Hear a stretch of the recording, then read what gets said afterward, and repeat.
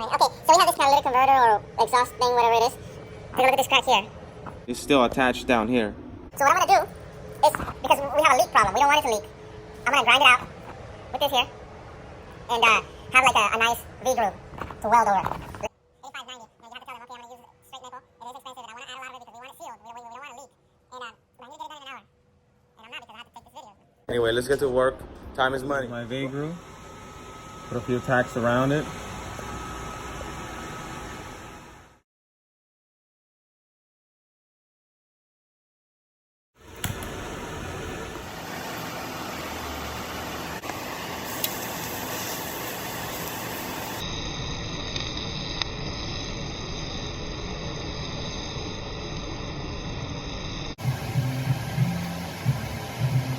Okay, so I'm gonna leave that. Just let it sit. Clients can buy another part like this for 200, 150. Other than that, the weld looks good. I got a little bit of nickel left.